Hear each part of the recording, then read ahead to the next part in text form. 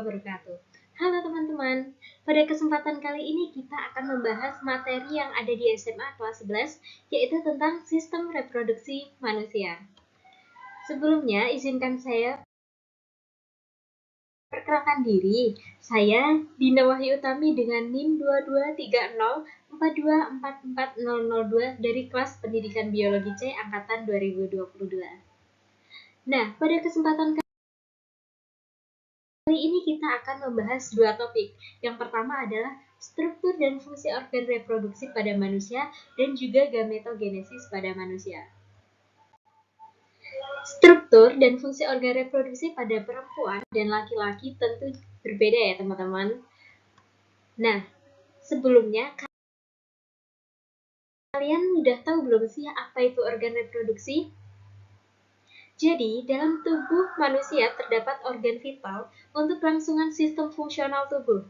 Nah, salah satunya yaitu organ reproduksi. Organ reproduksi merupakan suatu rangkaian dan interaksi organ dan zat dalam organisme yang bertujuan untuk berkembang biak serta mewariskan sifat-sifat hidupnya kepada keturunannya.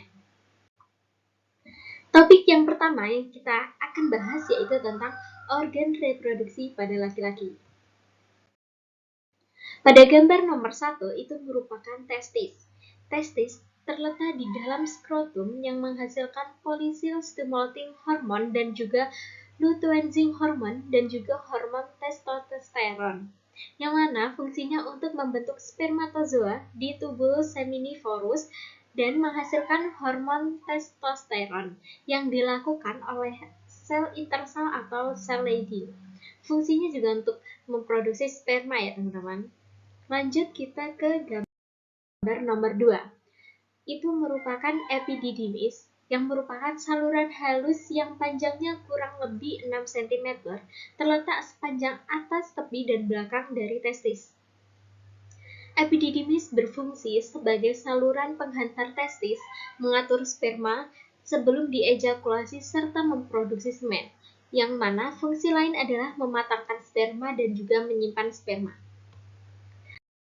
Pada gambar nomor 3 yaitu vas deferens yang merupakan saluran membawa sperma dari epididymis. Saluran ini berjalan ke bagian belakang prostrat lalu masuk ke dalam uretra dan membentuk ductus ejaculatorius. Fungsinya yaitu mengangkut sperma dan menghasilkan air mani. Lanjut ke gambar nomor 4, ada uretra, yang mana fungsinya sebagai bagian dari sistem kemih yang mengalirkan air kemih dari kandung kemih dan bagian dari sistem reproduksi yang mengalirkan semen. Fungsi lain yaitu tentu membawa urin dari kandung kemih keluar tubuh dan mengeluarkan ejakulasi air mani saat mencapai organisme.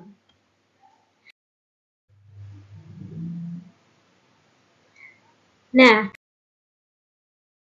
ke organ reproduksi pada perempuan. Organ reproduksi pada perempuan memiliki peranan sentral dalam siklus kehidupan manusia dan kelangsungan spesies.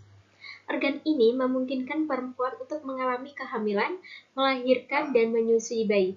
Selain itu, organ reproduksi pada wanita juga berperan dalam menjaga keseimbangan hormon dan kesehatan umum pada perempuan. Nah, yang pertama ada vagina, merupakan saluran akhir dari saluran reproduksi bagian dalam pada wanita. Vagina juga sebagai saluran fibromuskuler elastis yang membentang ke atas dan ke belakang dari vulva hingga uterus.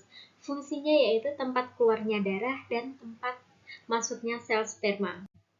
Nah, nomor 2 ada uterus, merupakan organ muskular yang berongga, berdinding tebal, dan terletak di antara kandung kemih di sebelah anteriornya dan rektum di sebelah posterior. Fungsinya yaitu tempat penampungan sel telur dan mendukung dalam proses menstruasi. Lanjut ke nomor 3, yaitu ada serviks, atau juga disebut leher rahim, adalah organ reproduksi wanita yang memiliki bentuk silinder atau mirip tabung. Organ reproduksi ini menjadi penghubung antara rahim dan vagina. Organ ini juga memiliki dua bagian, yaitu dinding leher bagian luar dan bagian dalam. Fungsinya yaitu untuk memproduksi lendir atau mukus dan melindungi organ reproduksi. Pada gambar nomor 4 itu merupakan tuba falopi atau saluran telur yang berjumlah sepasang yang ada di sebelah kanan dan sebelah kiri ovarium. Dengan panjang sekitar 10 cm, bagian pangkal tuba falopi berbentuk corong yang disebut infundibulum yang memiliki jumbai-jumbai atau fimbriae. Nah, fimbriae ini berfungsi untuk menangkap ovum yang dilepaskan oleh ovarium. Ovum yang ditangkap oleh infundibulum akan masuk ke tuba falopi. Nah, jadi fungsinya yaitu tempat terjadinya pembuahan sel telur dengan sperma dan juga jalur masuk bagi sel telur ini. Lanjut. Nah, kita lanjut ke topik selanjutnya, yaitu tentang gametogenesis pada manusia. Gametogenesis adalah proses pembentukan gamet atau sel kelamin. Nah, yaitu pengertiannya sendiri adalah gametogenesis adalah proses di mana suatu organisme membentuk atau membuat gamet, sel-sel yang digunakan dalam reproduksi generatif. Proses ini, pembentukan sel kelamin gamet, disebut gametogenesis, yang dibedakan menjadi dua, yaitu spermatogenesis dan oogenesis. Spermatogenesis adalah produksi sel sperma laki-laki, dan oogenesis adalah produksi ovum pada wanita.